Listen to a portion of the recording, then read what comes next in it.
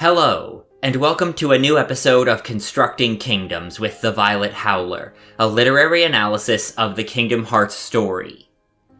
Today I'm going to be talking about the character whose actions set everything that happens over the course of the series into motion and made it possible for Sora and Riku's journeys to happen in the first place. Wait, don't tell me I don't count? The Master of Masters has been a figure of intrigue ever since we first learned of his existence during the original Key browser game, and the mystery surrounding him has only grown with each new piece of information we get about his personality, goals, and backstory. There's been a lot of speculation over the years about his identity, some of it serious, some of it just trying to be funny. But most of the theories I've seen get so wrapped up in trying to figure out whose face is under the hood or what he is in terms of the rules of the universe that they overlook what he is from a narrative standpoint. And only a few of the essays and videos I've found that do manage to understand his place in the narrative go into detail on the full significance of it. So for this episode, I'm going to break down the Master of Masters' role in the overall narrative of the series through his relation to the themes and patterns of the story. The truth is what you see with your eyes, not what you hear. From what little we've been told about his backstory, the Master of Masters started out as a child who got caught up in the very first Keyblade War. After watching his loved ones be killed off by sentient dark entities over the course of the conflict, he watched multiple worlds meet their end before eventually making his way to the world that Daybreak Town was part of. While there, he found and trained 6 apprentices, giving each of them new names as well as Keyblades that he created for them based on his knowledge of the original.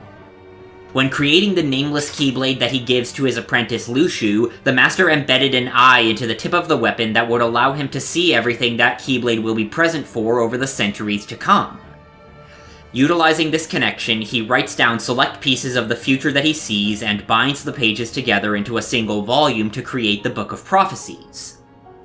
The Master then distributes copies of the book to all of his apprentices except for Lushu, who is denied access to the book so that foreknowledge of certain events will not cause him to behave differently than he does in the future that the Master saw.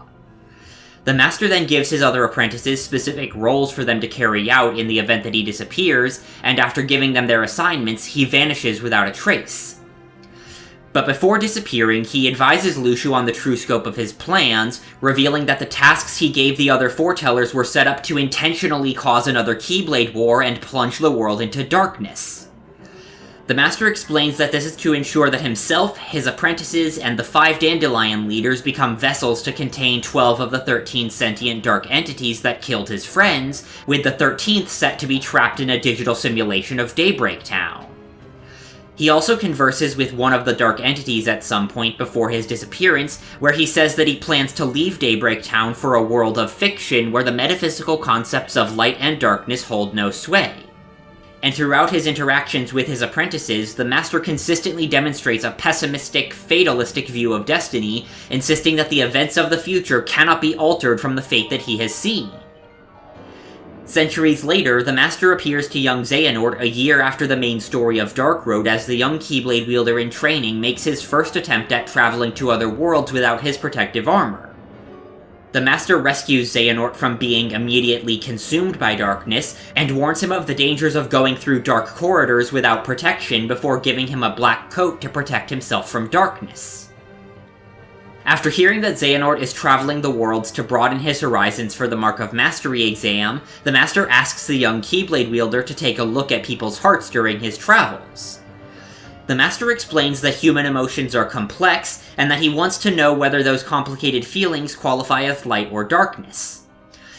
After Xehanort finishes his tour of the worlds, he returns to the Keyblade graveyard and converses with the Master about his findings. When Xehanort asks who the Master is, the man goes on a monologue about how the young Keyblade wielder shouldn't trust a word he says because the boy has no way of knowing if he's telling the truth. What I find fascinating, though, is that despite him warning us not to trust what he says, many of the Master's actions over the course of the series make a great deal of sense if he's at least telling the truth to Lushu in Union Cross. Because when you combine his behavior across the series with what he tells Lushu about his goals and backstory, it all fits together perfectly. The Master talks a lot about how his war with darkness is about the fundamental dignity of all who have hearts, but his comment about how darkness claimed the lives of his friends casts his willingness to destroy darkness at any cost in a much different light. Especially when you factor in the parallels between him and Ansem the Wise that I briefly touched on in my analysis of Xigbar. Because Diz in Kingdom Hearts 2 refers to himself as a servant of the world, yet in the end he reveals that his mission to destroy the organization was ultimately about his desire for revenge against his former students more than any concern for the greater good. Which implies that, like Ansem, the Master's opposition to darkness is ultimately for selfish reasons that have more of an impact on his choices than pure altruism or selflessness. And his insistence that his actions are for the greater good fit with what I touched on in Constructing Kingdoms episode 14 about the self-righteousness and lack of self-reflection that are baked into Keyblade wielder ideology, suggesting that the Master himself is in denial about how his own personal feelings have influenced his beliefs and choices. However, some of his later comments to Lushu also imply that he's driven not just by revenge, but by guilt over failing to prevent the deaths of his loved ones. Because if his goal was just about destroying darkness at any cost, then there would have been no reason for him to be so insistent that the people chosen to contain the 13 true darknesses were not sacrifices, and that there was a plan in place to save them. Almost as if he's trying to recreate what happened to his friends while changing the outcome to a more positive one. And this could just be nothing more than symbolic. The equivalent of Ericus attempting to do for Terra what he couldn't do for Baldur and destroy only the Shadow. But there are potential parallels in the series that point toward the possibility of something bigger. That the Master isn't just trying to get right something he failed or did wrong during his youth, but to outright save the very same people that he lost. Because if the Foretellers are literally the Master's fallen friends resurrected with new names and memory wipes, it would make them and the Master into a macrocosm parallel to the subplot of the World Ends With You characters in Dream Drop Distance. At the end of Sora and Riku's first visit to Traverse Town, Joshua reveals that something happened on his friend's original world that brought their existences to an end, and forced him to leave their home world after it presumably fell to darkness. He ended up in the sleeping version of Traverse Town, a world for those who have lost their own, where he was able to use the pieces of his friend's dreams to resurrect them. But he still puts them through the same kinds of challenges they were participating in on their original world, with the argument that they need to play by the rules of their original home in order to return there. And the fact that Joshua only discusses this with Sora and Riku, while the only other acknowledgement of what happened is Beat vaguely talking about him and Rhyme going back where they belong, indicates that Joshua alone remembers all the details of what happened. Meanwhile, the connections between the Lost Masters and Class Zero that I discussed in my previous video further enhance these parallels, because Type 0 ended with all of the main characters spending their final moments watching each other die. And this would hardly be the first time that Kingdom Hearts incorporated this idea of redoing a tragic event with a different ending.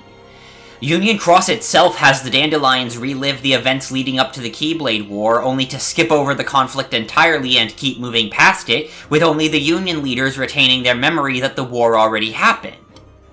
And Kingdom Hearts 3 had Sora rewind time after the Guardians of Light fell in the Keyblade Graveyard and rewrite how things played out so that he and his friends would survive, with most of the cast being implied to have forgotten the specific details of what happened the first time.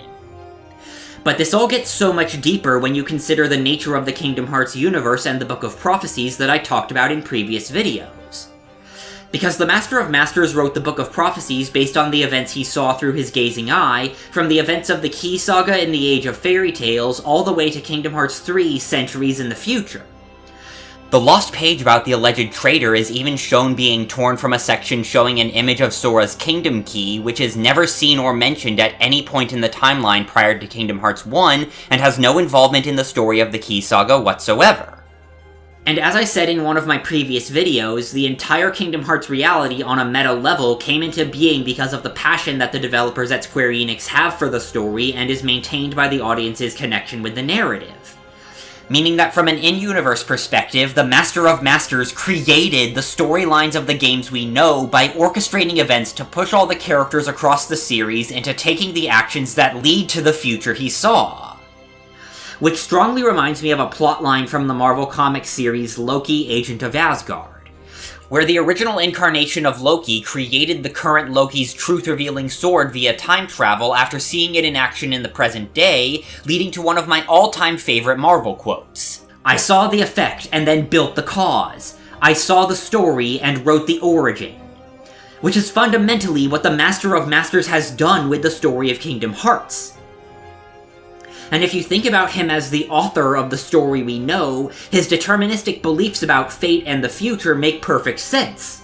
Because if an author imagines a plot point in their story, then the characters the author writes about generally have no choice but to follow the whims of their creator.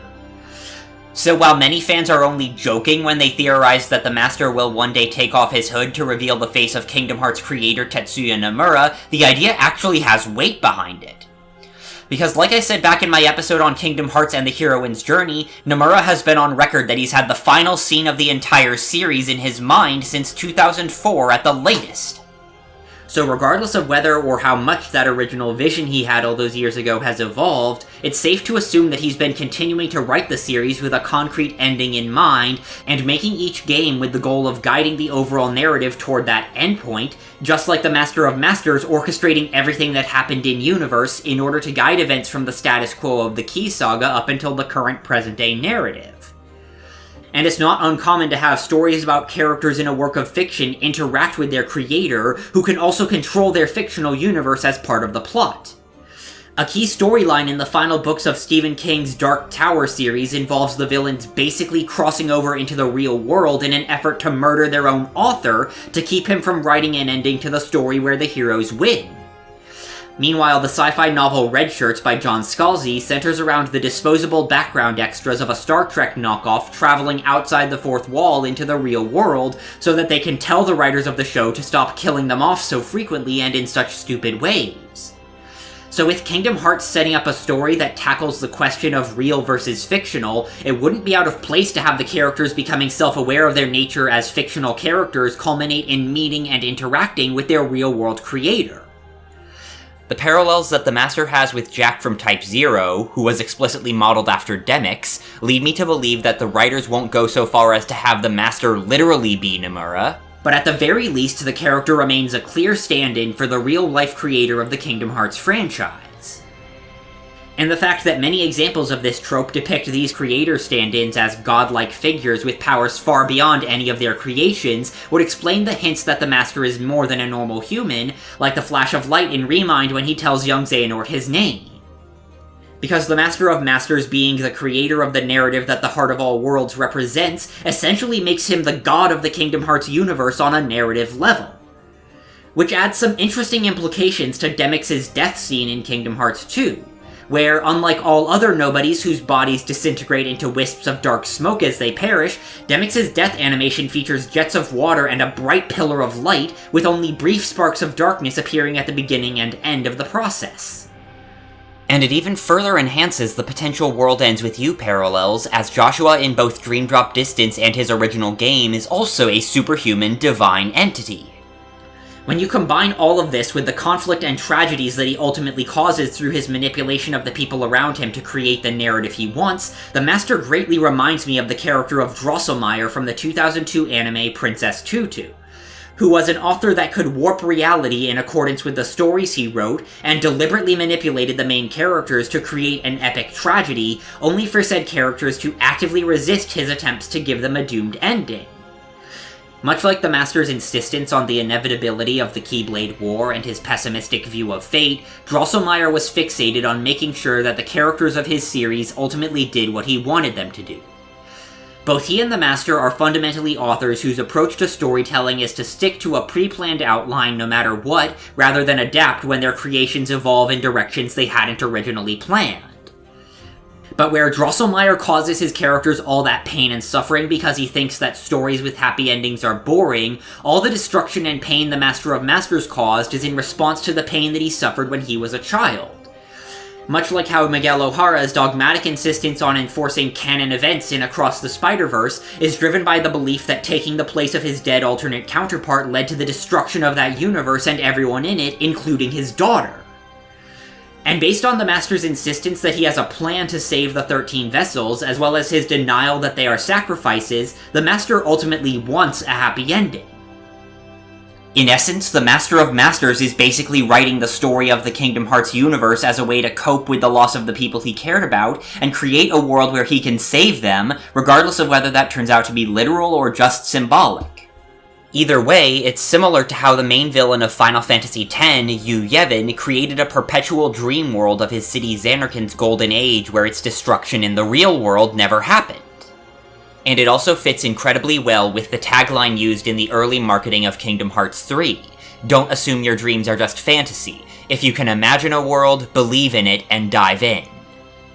All of this makes perfect sense because years of mental health research have shown that creating art and stories based around a traumatic experience is a normal way for people to cope with and process whatever they've gone through. But as I discussed in my episode on Kingdom Hearts and generational trauma, the way that the Master is going about creating stories to process his pain is ultimately inflicting further trauma on more and more people. Because what the Master is doing is treating the people around him like they're props who don't exist outside their roles in his narrative. As if their individual thoughts, feelings, personalities, and experiences do not matter beyond their usefulness as tools and leverage that he can use to push their lives in a direction that personally benefits him. Something which is best exemplified by the fact that the names we know the foretellers by are explicitly identified as being ones that he gave them, rather than their original ones. Which implies that the fact those names are based on the Latin words for the 7 deadly sins in Christianity was a deliberate, conscious choice on the Master's part, rather than an in-universe coincidence that only makes sense to the audience. And by renaming the foretellers in the first place to reflect the sins he pushes them to embody, the Master has basically erased their identities as independent people in order to fit them into the specific parts that he wants them to play on the stage that he has set up. It also calls to mind how Ansem openly treats Roxas and Naminé as tools to be disposed of once he no longer needs them, because in his eyes they have no other reason to continue existing. And much like how the Master of Masters pushed his students toward the actions necessary to advance his goals without taking direct action himself, Diz spent all his screen time in Chain of Memories pushing Riku to make a choice regarding his own darkness without directly getting involved himself. These similarities reinforce the macrocosm parallels that the Master and Foretellers have with Ansem and his apprentices that I talked about in my Xigbar video, and have further convinced me that the Master will not be the final boss of the series. Because seeing the lengths that Riku was willing to go to help Sora broke through Ansem's focus on his own revenge, and made him start to realize that he could no longer justify his actions as being for an objective greater good. By the time he and Mickey meet up with each other in the world that never was, he recognizes the wrongs that he's done to innocent people like Roxas and Naminé in pursuit of his own goals. So when he gets the second chance in Kingdom Hearts 3, he puts in the work to help Ienzo and Evan prepare new bodies for the nobodies whose humanity he denied, and whose existence he sacrificed for the sake of his own revenge. He can't undo the harm he's done to all of them, but as long as he remains alive, he can still put in the effort to do better by the people around him going forward. Meanwhile, as I outlined in my previous video, the Key Saga mirrors the story of Final Fantasy Type 0 to the point of blatantly reusing art assets and designing characters in Union Cross to look like ones from Type 0.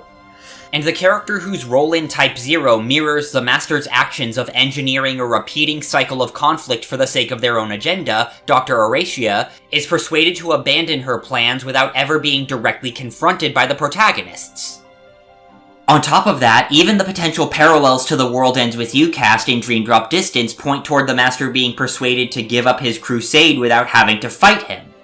Because in The World Ends With You itself, Joshua reveals after the final boss battle that he was using Neku all along as part of a gambit to destroy Shibuya out of disillusionment with humanity. But Neku's character growth inspires Joshua to renege on that plan, resulting in Neku saving the city without ever having to fight the person seeking its destruction. In the context of the Kingdom Hearts narrative's themes of generational trauma, these parallels indicate that the Master will be forced to accept that he cannot change what happened to his loved ones, and take responsibility for the harm that he has caused in trying to do so. Because in the context of these parallels, if Luxu tries to purge the universe after the Master calls off his plan since everything Luxu did was for nothing, like I think he will, the easiest way for the Master to start making amends would be to help pull Luxu out of that nihilistic spiral. Much like Evelyn Wang had to do with the alternate universe version of her daughter Joy in the movie Everything Everywhere All at Once. which could also serve as a potential parallel to the final confrontation between Kevin Flynn and his program Clue in Tron Legacy and Kingdom Hearts Dream Drop Distance. Because Flynn created the grid and everything in it, while Clue was created to make that world perfect, and felt betrayed when Flynn's approach to doing so and image of perfection changed in a way that conflicted with Clue's programming. Clue is only stopped when Flynn acknowledges how he failed his creation and apologizes, before sacrificing himself to absorb Clue, depicted as Flynn both literally and metaphorically embracing his creation. Meanwhile, the parallels between the Master of Masters and Dr. Aracia imply that at least one of the foretellers may play a role in convincing the Master to give up his mission. Because at the end of Type 0, Aracia is persuaded to stop resetting the world and bring an end to her time loop by listening to the last wishes of her students. In this case, Ava's conspicuous absence in the epilogue of Kingdom Hearts 3 and her efforts to derail the Master's plans for the Dandelions in Union Cross position her as one of the most likely candidates. And Kingdom Hearts Melody of Memory even implies that the foretellers had spent the time between the Keyblade War and modern day in Quadratum, the same place that the Master was shown in during Kingdom Hearts 3's secret ending and the trailer for Kingdom Hearts 4. But considering that the narrative of the series is ultimately about Sora and Riku, as I've discussed in previous videos, it will most likely be our two main protagonists who actually manage to get through to him, symbolizing the author's creations providing emotional support and closure to their creator. This idea has been noted to have similarities to the climax of Grant Morrison's 1996 comic book miniseries Flex Mentalo Man of Muscle Mystery, which, underneath all the layers of metaphor and symbolism, essentially consists of a made-up comic book superhero preventing the destruction of the fictional world he lives in by more or less talking his author out of committing suicide. And while I wouldn't argue that the Master's mental health has reached that point, he most certainly does need some kind of help and emotional support for the feelings of guilt that I talked about earlier. Meanwhile, part of the comic's backstory even involves Flex's superhero team escaping the apocalyptic end of their universe by traveling to a new one where they are considered works of fiction, much like Melody of Memory reveals that the foretellers did after the Keyblade War. So regardless of what the Master ultimately looks like under the hood, these patterns and parallels paint a clear picture of what he is in terms of the franchise's themes. At his core, the Master is a traumatized author using storytelling to craft a narrative that will help him process and cope with his own pain, but has to learn to adapt when his characters evolve in ways that no longer fit his original plan. Because he is ultimately so wrapped up in his own pain and grief that he's chosen the world and people around him as the medium through which to tell the narrative he's written inside his head, resulting in a cycle of generational trauma that has gripped the universe for centuries. One that can only be broken by forcing its progenitor to confront his own underlying motivations and finally learn to let go. Thank you all so much for watching. After this video goes up, I'll be taking another break for a while to focus on other projects that I haven't been able to devote as much time as I want to between balancing my new work schedule with my current batch of episodes. When I return to doing regular analysis videos, I plan to switch things up a little and experiment with doing literary analysis videos for one of my other favorite stories. Primarily because it's something that I've wanted to do for a while now, but also I haven't decided on which topics I want to cover next in Constructing Kingdoms, and as a result I've barely started on the majority of my script drafts. So focusing on another story I enjoy analyzing will give me some time to figure out my plans for future Kingdom Hearts videos. But that doesn't mean I won't be doing anything Kingdom Hearts related on my channel in the meantime. Nor will I just be leaving you guys waiting for months on end outside of responding to comments or the occasional update in the channel's community tab until I suddenly announce a new season. Because starting September 14th, my friend Kim and I will be live streaming every other Saturday at 10 AM Pacific time as we play through a Kingdom Hearts game and talk about how that game tells its individual story. It's something that I've been wanting to do for a while since the end of my first season, but until now have lacked the confidence and live streaming experience to be comfortable trying. We'll start with Kingdom Hearts 1, and if the hiatus is still going by the time we finish, we'll move on to Chain of Memories and see how many games we get through before I finally have time to work on regular videos again. So be sure to tune into the streams for any channel news and keep an eye on the community tab for announcements. As always, if you have any thoughts, observations, or counter-arguments regarding anything I've said here in this video, feel free to share in the comments below. And if you want to be notified the next time I upload new material, be sure to click subscribe, and I'll see you back here in 2 weeks for the first gaming stream.